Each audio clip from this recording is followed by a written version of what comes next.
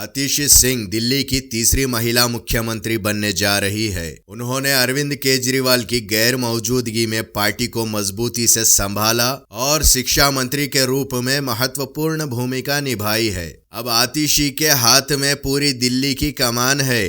अप्रैल 2018 तक शिक्षा मंत्री मनीष सिसोदिया की सलाहकार रही आतिशी ने राष्ट्रीय राजधानी के सरकारी स्कूलों में शिक्षा के बदलाव में महत्वपूर्ण भूमिका भी निभाई है। दिल्ली विश्वविद्यालय के प्रोफेसर विजय कुमार सिंह और तृप्ता वाही के घर जन्मी आतिशी ने अपनी प्रारंभिक शिक्षा नई दिल्ली के स्प्रिंगडेल स्कूल में ली। उन्होंने सेंट स्टीफेंस कॉलेज से इतिहास में डिग्री हासिल की, जहां उन्होंने दिल्ली विश्वविद्यालय में शीर्ष स्थान हासिल किया। इसके बाद उन्हें ऑक्सफोर्ड विश्वविद्यालय से मास्टर डिग्री हासिल करने के लिए शेवनिंग छात्रवृत्ति मिली। बाद में उन्होंने ऑक्सफोर्ड में शैक्षिक अनुसंधान में रोड्स स्कॉलर के रूप में अपनी शिक्षा को आगे बढ़ाया और अपनी दूसरी मास्टर डिग्री हासिल की। अपनी शैक्षणिक साख के अलावा आतिशी एक समर्पित कार्यकर्ता है, जिन्होंने मध्य प्रदेश के एक छोटे से गांव में 7 साल बिताया है।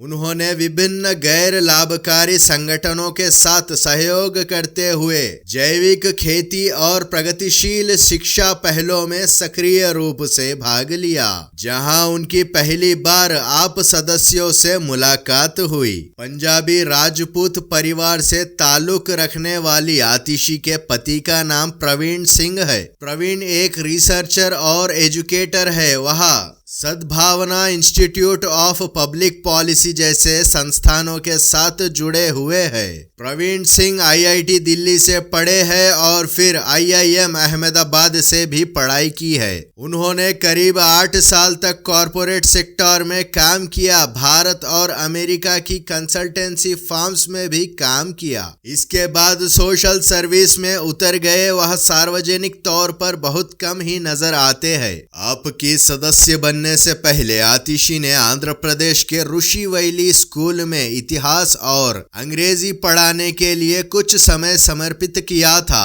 आपकी स्थापना के समय से ही पार्टी में शामिल होकर आतिशी ने 2013 की विधानसभा चुनाव के लिए घोषणा पत्र मसौदा समिति के प्रमुख सदस्य के रूप में पार्टी की नीतियों को आकार देने में महत्वपूर्ण भूमिका निभाई।